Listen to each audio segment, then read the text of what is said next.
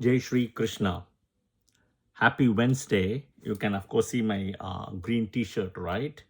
And today, moon is in Makara Rashi in Shravana Nakshatra. So happy Onam to all of you, right? And enjoy the Onam function by praying to Mahabali, right? And Guru Shukracharya also, right? And do also have a good Onam function and enjoy a good Onam meal. Now do watch the movie The Tourist Family also. You will enjoy the Onam part in the movie as well. Okay. Now, what is also important is that you can see the moon which is going towards a full moon, right? But it's not. And it is just a day from an eclipse, a lunar eclipse. So today is August 26th, which is Wednesday. August 27th, you are going to see the eclipse, the lunar eclipse, right? There have been a lot of questions about this lunar eclipse. People are asking me about what nakshatra it is falling, etc. Okay. I know a lot of people are doing stuff online and checking out and saying it is moon in Satabhisha, but it is not happening in Satabhisha nakshatra, guys. It is happening in Dhanishta nakshatra in Kumbha Rashi. Okay, but Dhanishta is broken, so the whole Dhanishta nakshatra will be affected. Now, 2-3 things in this context, I'm sharing this, right? So this video is all about things which is happening right now as we speak, okay? First thing is understand this month right now, right? Do not collect any full moon water. That's the most important thing I want to say. Do not collect because it's eclipsed water, okay? It's completely poisonous, okay? All right, so do not collect, avoid. My guru taught me few important things, and I think I have been saying it all along, but I have to break it down, okay? All right. Number one, my guru said if you have to learn Vedic astrology, you have to first learn Vedas and Puranas, okay? Which is also my journey started through Vedas and Puranas. Now, Vedic, think about a tricycle, the 3 cycles of a wheel balance, right? It's a tricycle. Think about it that way, right? So same thing, the 3 wheels are needed to balance a tricycle. And it's like a tricycle, or we call it like a triangle or a trikona. So here, the trikona part coming is from Vedas, Puranas, as well as Vedic astrology. You cannot do it in isolation. Here is where I would tell you people are going wrong, okay? Because they're not actually using Vedas and Puranas. You have to understand. So anybody can read it, but you should know how to interpret it, how to decode it. Okay, so that is number one, and I'll give an example how to interpret, decode. Okay, see, example one, I'll tell you. Look at all the energies and all the stories of Vedas and Puranas, all the curses. The curses have never been reversed. Okay, it has never been reversed. The curses, there was always a remedy given. Whoever gives the curse will give the remedy, but there was never reversal happening. I'll give an example.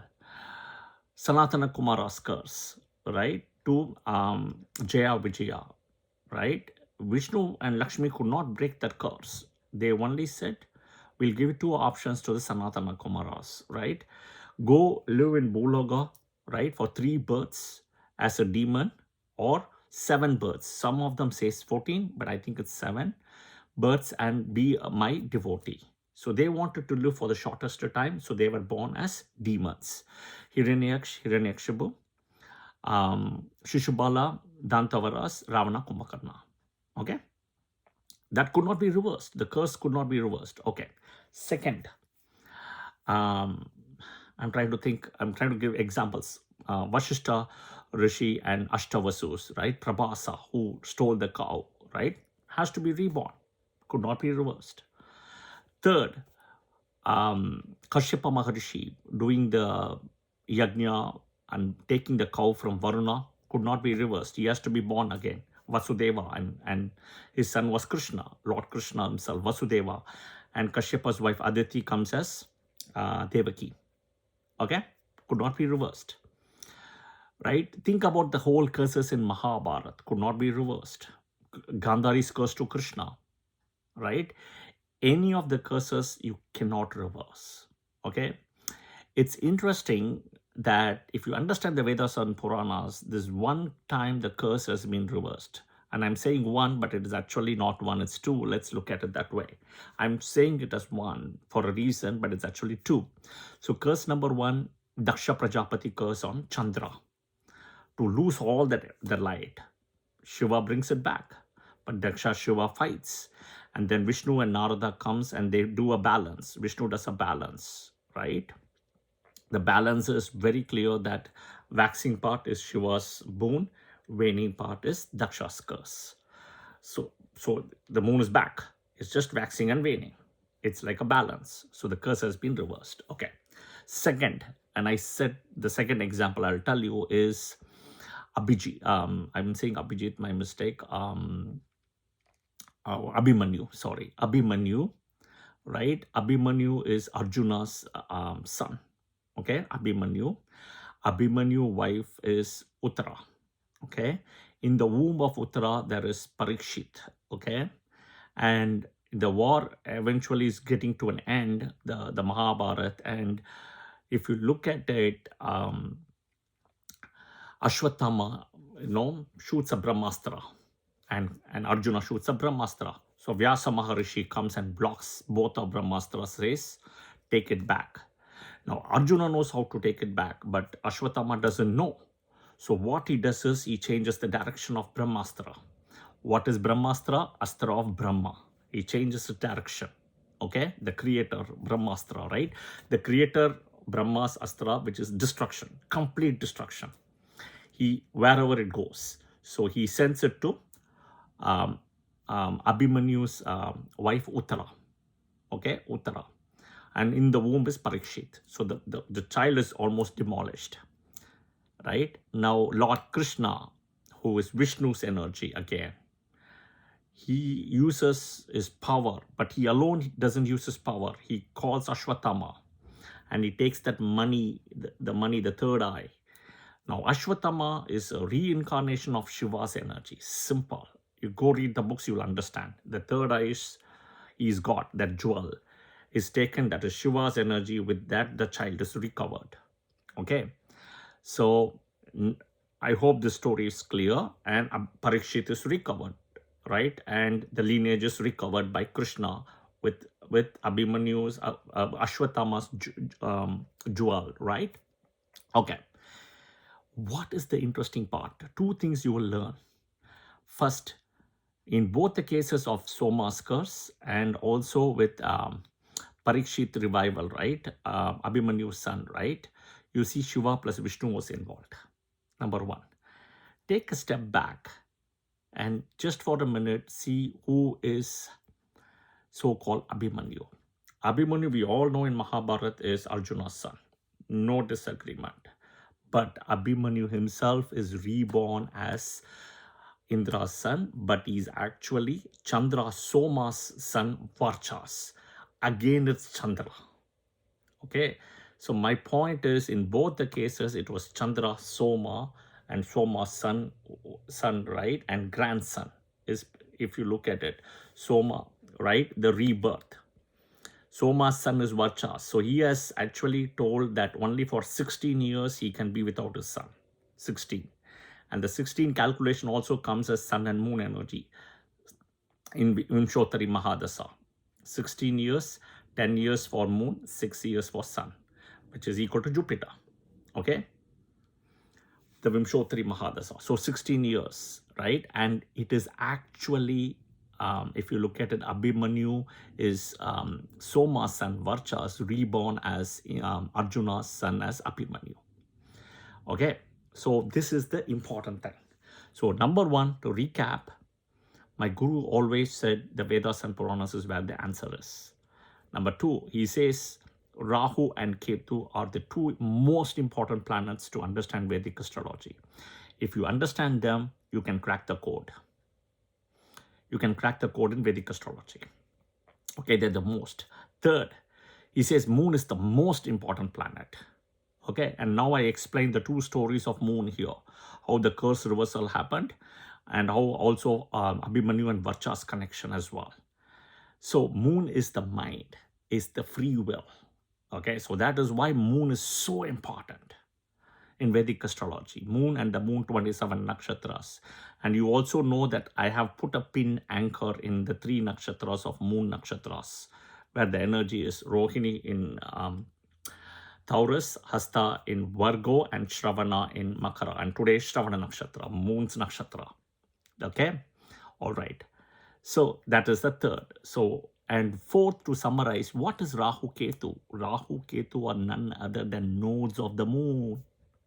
They are the nodes of the moon, right? They are the nodes, the invisible nodes of the moon.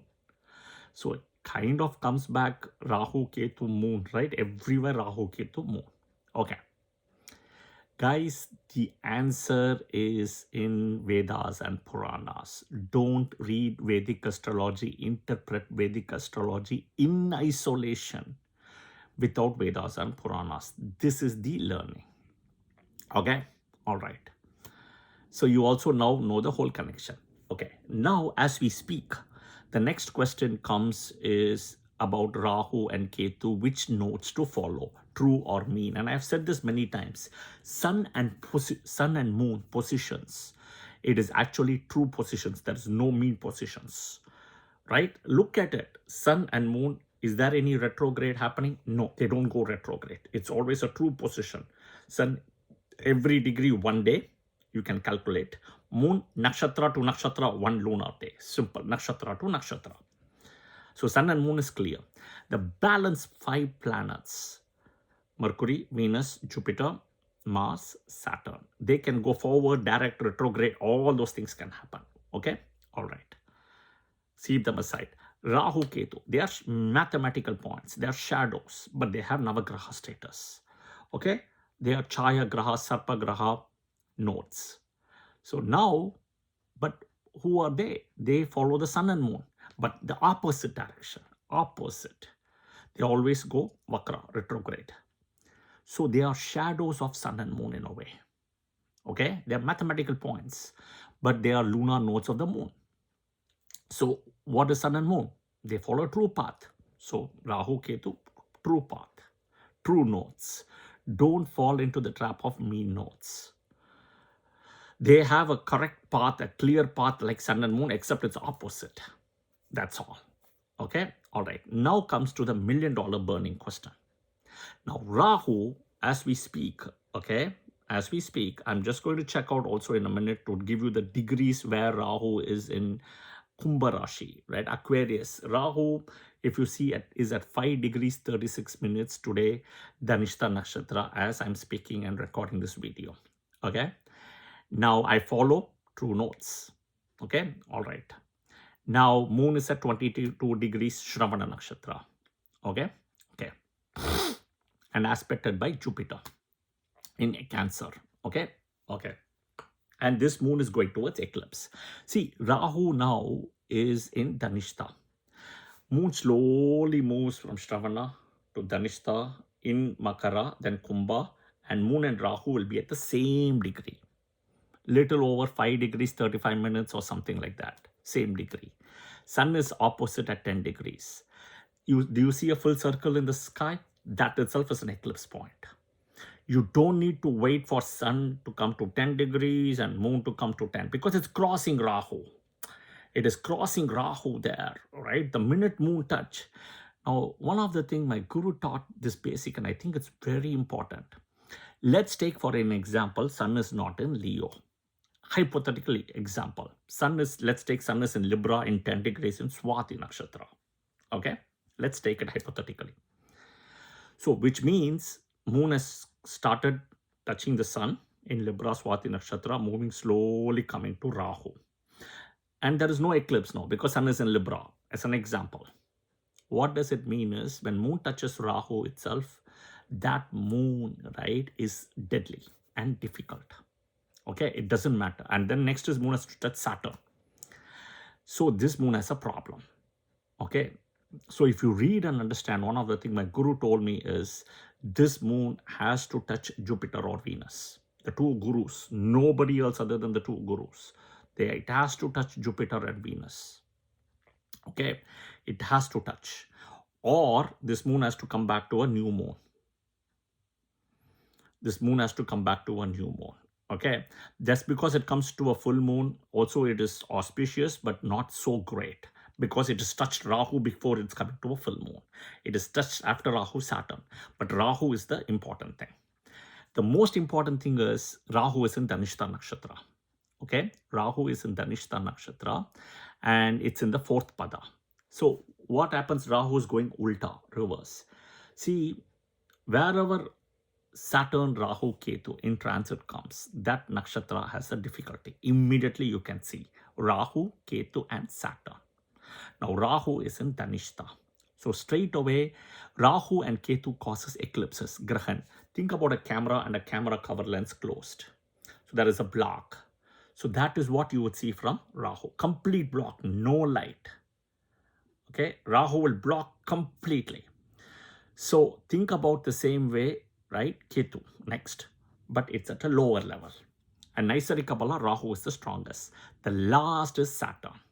Okay, Saturn, you get this much, it's 1 light, that's it, a number 1, which is just above 0. Okay, so whenever Saturn, Rahu, Ketu comes, that light is blocked completely. Whichever nakshatra it is sitting, blocked. Okay, you have to see that the same way moon has light, moon 27 nakshatras has light. Simple. When Rahu comes in Dhanishta, there's no light, blocked, gone. Doesn't matter eclipse has to happen or not, that nakshatra won't have any light. These 27 nakshatras are 27 light emitting diodes. If you understand that, you will understand. Okay, on an Amavasya day, new moon day, you only get light from the nakshatras because it's new moon. Moon doesn't have light. Nakshatras, you will get the light. Now Rahu is sitting, no light. Ketu is sitting in Magha, no light. Little bit can come, a fraction, but nothing. Saturn is sitting in Revati, no light, 1, number 1, as per Uttara Kalamitra Kalidasa. So if you understand Vedic astrology by light, you will understand.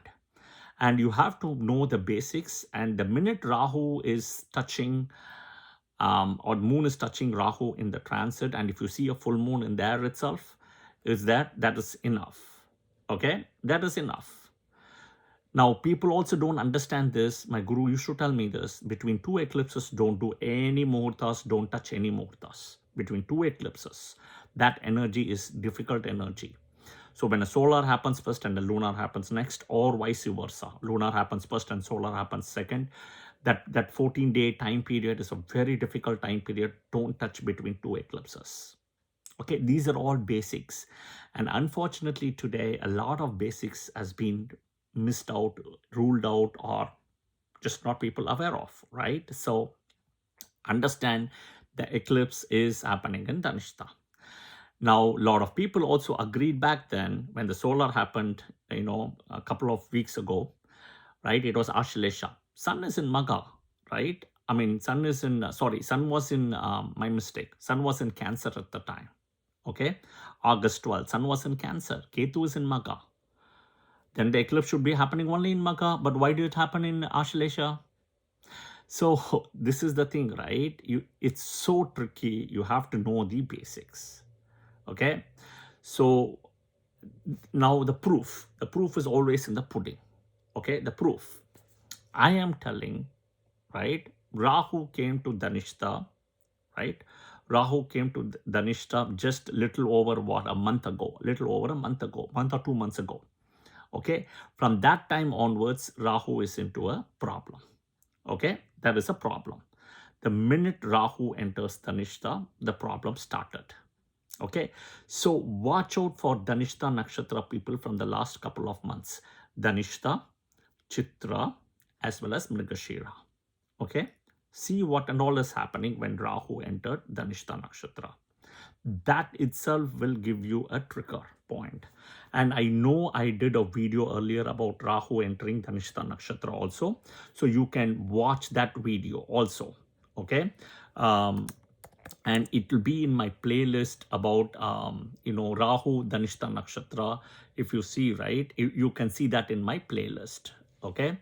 So I think it entered, if I'm just checking, it entered June 30th, 2026. Okay, June 30th. So less than couple of months ago.